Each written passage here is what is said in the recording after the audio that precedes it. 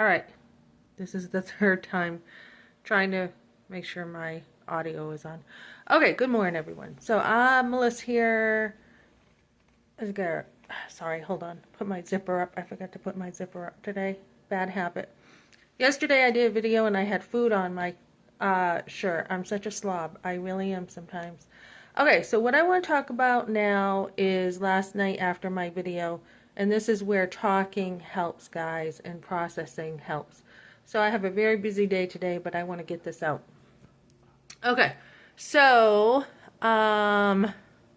where was I? Okay, so last night I talked about what the heck was I thinking, right?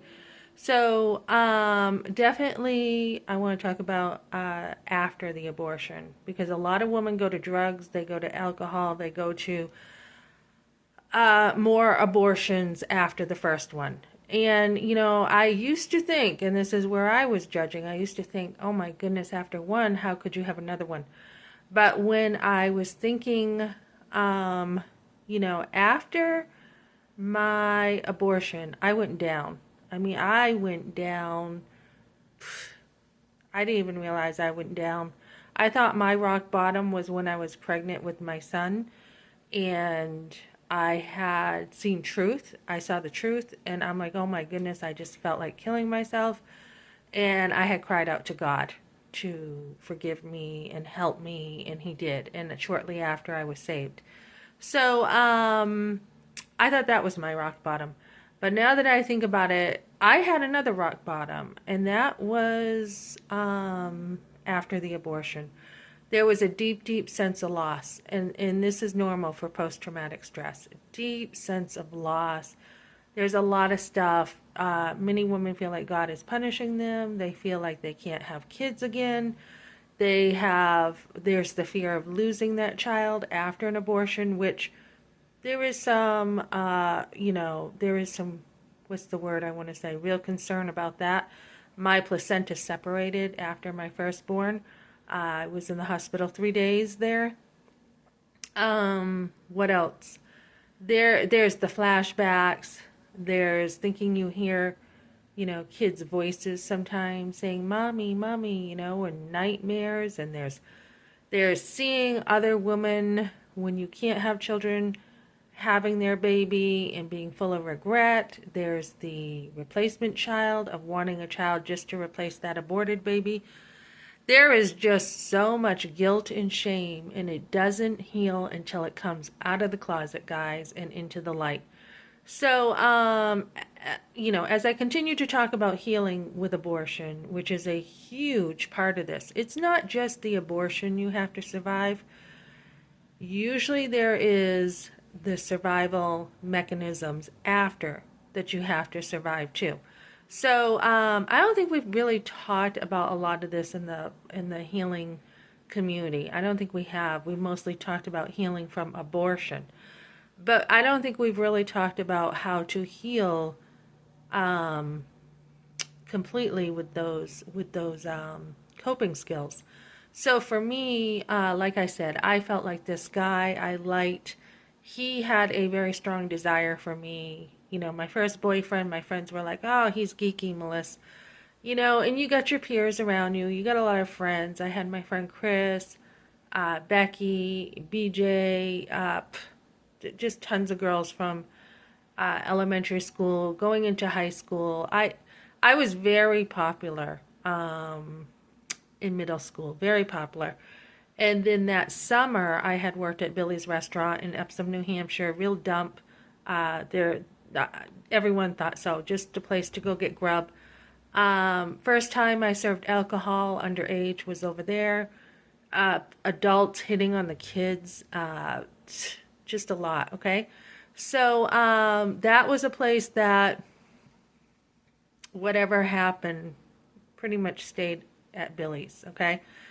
So as I had an older guy hitting on me, what was I, 14? He was 21. He was playing pretty white girl to me with his cool Mazda.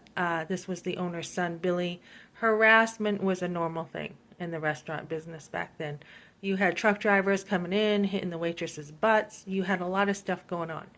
But anyways, live and learn, right? You learn real fast when you're young and you start working in a restaurant back then. So, people smoking pot back then, just a lot of stuff I saw. I saw an older woman showing her boobs to someone out back that I knew very well. So anyways, I could go on, but that was my first job. So, when I met this guy, Randy, I was doing dishes, bussing and everything.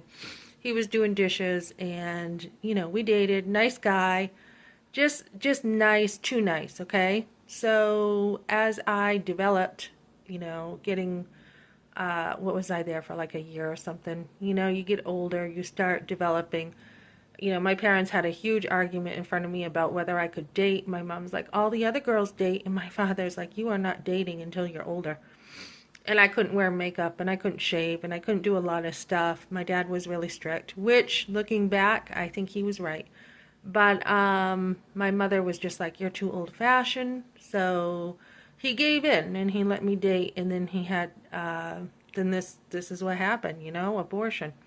So when I finally broke up with him, I was trying to break up with him. He cried, didn't have any guidance, nice girl, compromised, and then the condom broke, and I felt like I was tricked, and I felt like he wanted to keep me. So after that, after I said, bring me home, I went on with my life with Mike and didn't even know I was pregnant. So, Mike was my freedom. And then when I was thinking about, obviously he was not a good guy. He broke into my parents' home. It was awful. So this is the kind of teen years I had. The teen years were crazy for me. And when I think of resilience, I'm like, how did you survive that one, Melissa? So, he was at my window. Someone had mentioned that there were a lot of homeless people here out the other night with the snow. And someone's like, I wouldn't worry about the homeless people. The footprints show everything. And it brought me back to that time. I was thinking about when there were footprints outside my window, when my boyfriend was hiding by my window. I had called my friend Becky on the phone. I'm like, hold on, Becky, I think I hear someone by my window. And sure enough, I saw a shadow and there was someone by my window. And I was scared to death. And I'm like, Becky, oh my goodness, stay on the phone with me. And I was downstairs in my room and I'm like, I'm going to walk upstairs and tell my dad, stay on the phone with me. And so I was real quiet about it. And then I forget what happened, but the next morning, my dad didn't really believe me, and the next morning there were footprints of him being there. So there was just a lot with him that was no good. But where was I at that time in my life? I just want to talk about that for a minute. And I was really at rock bottom. I was in Pittsfield, and only because my dad scared the living daylights out of me, saying, if you ever do drugs, I'm going to kick your butt so hard that you are not going to walk for a whole week if you do drugs. And he meant it. He was just like, I don't even know if I can make his face. His face was just like, real ugly. And he was like, if you ever do drugs, he put the fear of God in me, right? So, thank goodness he did, because here I was hitchhiking, and I'm in Pittsfield, New Hampshire, and I'm living like I'm homeless. I wasn't homeless, but I'm living like I was. I was hanging out with the wrong people. I went to his friend's apartment, and I saw a whole crate of cocaine, and, I was just naive, and I wanted to leave, and we left, but we were walking around Pittsfield. And then I did have my car. So I got my license, and we were driving in Timbuktu, driving around, skipping school, having sex in the woods next to the school, bringing him into the dances. Prince was probably my favorite band singer back then, singing songs and dancing to Prince. And I was way out there. So when I think about where I was, it's because I believed the shame that was put on me, guys. I believed it. After that doctor was disgusted with doing an abortion. I had heard later in life that he didn't really want to do abortions and got talked into it. But he was just, his whole mannerism was disgusted. He threw his, my clothes were thrown at me, just get dressed. And the way I was dealt with, I just somehow believed like my sense of worth was nothing. So I lived like that. I lived like that for about, luckily it was short term. It was from, let me see, about September to June of that year, because that's when I had dated my husband. So, I mean, it was probably even a little longer because the abortion was October. I broke up with Randy in August. So let's say, yeah, not quite a year, but close to. But it didn't get serious until later. So, yeah, I was just living like the prodigal son, living like with the pigs, right? So, so then I dated my husband. I broke up with this guy because he broke into my friend's home. And back then, small town police didn't do a lot. He was on the phone, high as a kite, and he admitted stealing her dad's radar. And I pulled it out of him, but I'm like, wait a minute, how did you know her dad's radar detector was taken? And 1+1, and I'm like, we're done. So, so from there, me and my husband were already friends. He saw me date Randy and Mike, and he still wanted to go out with me. Although he dated this other girl, yeah, we won't talk about that. It wasn't anything serious, but we won't talk about her. Anyways, so I'm dating him, and we're dating, and like I said, I shared the abortion with him already, and I think that's when I opened up with somebody, really. And we had a good relationship, good friendship, always going to the movies, out to eat, working together, school together, everything together. So, it wasn't that hard to date after.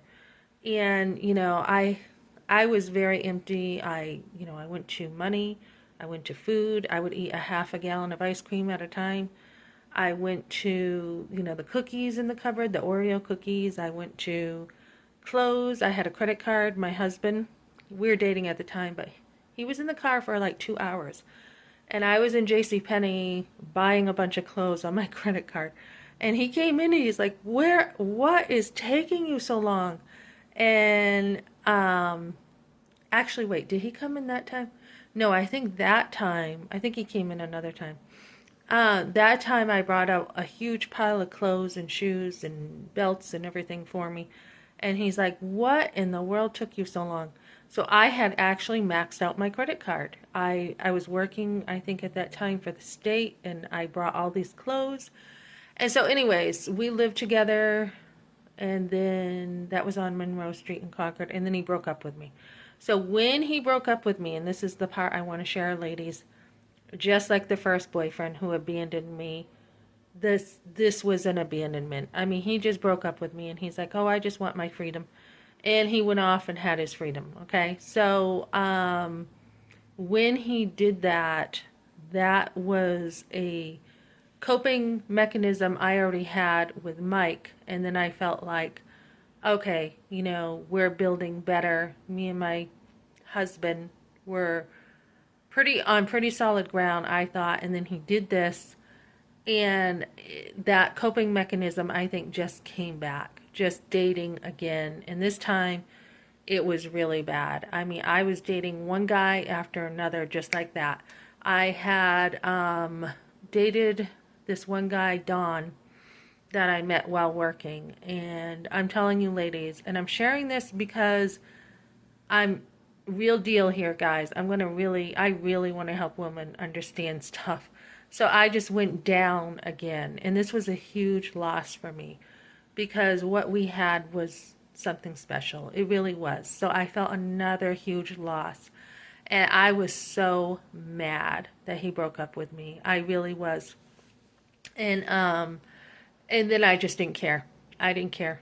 I did not care. And I was out in Durham, New Hampshire with my girlfriends, and we were, I was on the street.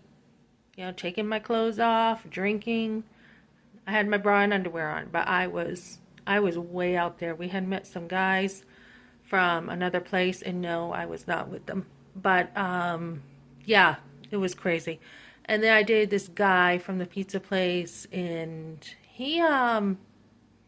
it was bad, ladies. It was so, so bad. He had put on a movie, and I really wasn't, I have never really been like into porn, okay?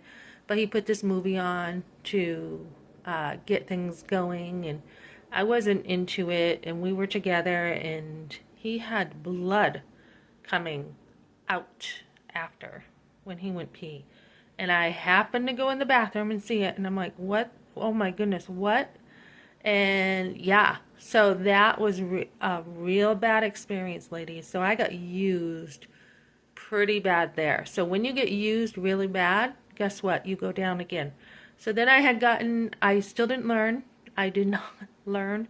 I was trying to find my way. I was totally lost and didn't even understand that I had not even healed from that abortion, and I was continuing to make the same mistakes, and trying to find some kind of, I think, love with guys. So so that there was him. There was this other guy, Aaron, that wasn't even a relationship. And I was with him. And that's what happens when you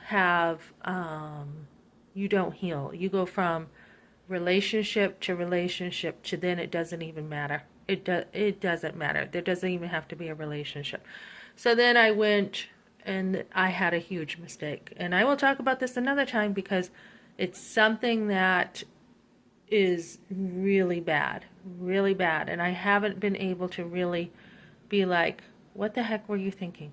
So, so then my husband and I had ended up getting back together by God's plan. We were on our own, and then I happened to be at a party for work, and he happened to be working at the old mill, and we had gotten back together. And we lived together, and all was good. But then again, he wasn't being nice to me, and I didn't have the relationship skills to deal with it, and I left my first year of marriage. So then I became a Christian. And this is what I'm talking about, guys, and this is where the healing really comes in, okay? Although there is a process of healing, I actually was very lucky because I had become a Christian first, very first. And I think this is so important for women.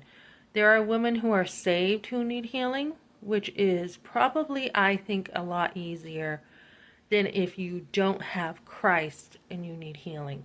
I think there is a difference in the healing process. So for me, I had already gotten my foundation down. I had gotten saved after my firstborn son.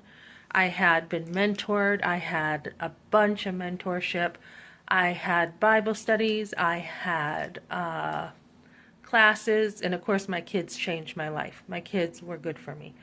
And then I homeschooled, I had home births, and of course there were flashbacks and everything like I talk about, but I didn't talk about this stuff much, and it was pretty manageable because I was so busy with my kids.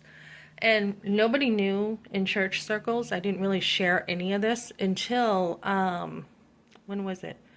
Like 2006, I was in a grace group and I shared a little bit about the abortion. Just a tiny bit. And then 2017, that's like almost 10 years later, I actually said, well, I got some time now because my youngest is older. So why not? Why not take another class? Hey, I'll try this post-abortive class and see what I think. And I had no idea, ladies, no idea what kind of can of worms was being opened. No idea. I was just like, okay, at this grace group, 2006, I'm like, I heard this woman had publicly, she announced she had been molested by her father. And I'm like, you know what, I think it would be good for me to deal with some family stuff that I was going through. So I'm like, okay, I'm just going to go here, give it a try. It was amazing. It was an amazing group of ladies where not only was I just a Christian, but they built you up in your identity in Christ. you know. I mean, I would go there with my sailor looking clothes on, and I had an older woman be like, Melissa, you look like a model. You look like a model. Look at your clothes and everything. And I remember backing up from that attention and not dressing up so much after because I didn't like that much attention. But she did, as a woman, she did encourage me. And she's like, you know, you're beautiful and this and that. And we really got into some Bible studies about who we are in Christ, and Dan Allender's book about healing wounds. And so I mean, I love this class. Even after the class, we still, you know, we're friends and everything. So that's all confidential, so I can't really talk about that. But um, let me see. So, anyways, like I said, like 10 years later, I'm like, yeah, this sounds like another class I could take and ace. And I was just like, whoa, you know, just the can of worms it was just all coming out. And so that's why I had been so upset with the class ending, because I felt like, wait a minute, I'm just beginning. I'm not done yet. So as I talk about this, guys, this morning I just want to wrap up that video from last night and just be like, I mean, I got to make a phone call here, but I've already had a couple texts, so I've got to get going with my day. But just to wrap it up, basically, look at your coping mechanism after abortion. I mean, I had been abandoned again by my husband, and I didn't see the red flags. And then, you know, he abandoned us again. This time, his whole family. How are his sons doing? I think there's a lot of anger with one, which is normal because he has been really hurt from his dad leaving. And that is, I think, very normal. And then sometimes hurt you have to deal with before you can actually really forgive. And then I have one who just, I think he says he forgives because he knows he's supposed to, although I don't think he's worked through the hurt. And then one saying he doesn't care, I think just because he's protecting himself. So, but this time for me, this time it's very different, guys, because I'm a Christian, okay? So I did not go way down low with my husband after 33 years of just leaving. My identity was already solid in Christ. I know who I am. I know what I believe. I like myself. I have an amazing woman here, so why would I be crying over my husband, right? So, as I try to understand it and be like, his actions have actually just been so cowardly and cruel, and you know, there's got to be some kind of logic behind this. And as I've talked to other people, there's no understanding for what happened. And you think if you can understand things, you can forgive better, but that's not always the case. So you just kind of have to be like, I don't understand it. It doesn't make sense, but whatever trauma he has never dealt with. I mean, I'm sure with his parents he felt some rejection and anger like my sons feel. So, in this case, the best thing to do is to protect yourself and move on with your life when you have a man who has a pattern of leaving and abandoning you. But this time it's very different, ladies. My coping skills are very different. I'm grounded and rooted in Christ. I have no desire to remarry. I have offers of dating, and it's like, no, I'm all set. So the difference is, too, I healed. That's the difference. I healed from abortion. A lot of women, I just heard someone talking today about a woman who has a lot of trauma, and I'm like, did she get help? He's like, no. And I'm like, well, you have to work through trauma. It doesn't just go away.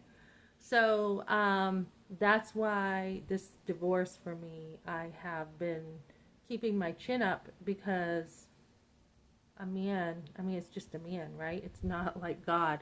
God never leaves us, guys. So do the work, do the healing, and I'm telling you, ladies, you come out better. You always come out better with healing from trauma. So I think, as I think about getting through my teen years and the resilience, I think I'm pretty much done now. I mean, I don't know that there's anything else really to deal with except seeing my resilience through those teen years that I had and the chaotic childhood, okay, with everything that happened there. There's a lot more there.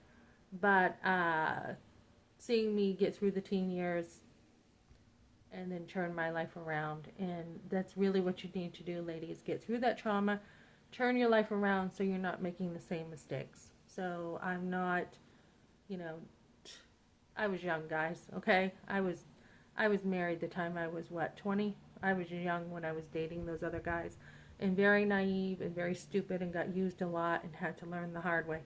So, be someone who goes through the trauma, understand your, go through the healing, understand yourself so that you can be even stronger. So today's a great day out. I'll be out, 51 degrees, and someone had said to me before, it's the past. The past is the past. Yes, it is. But unless you get into the past and figure out what in the world happened, your future, you're carrying a weight. You have to heal from that past so that you're freer in the future. You're just like more lightweight. And I find myself lighter every single day because I've dealt with the heavy part.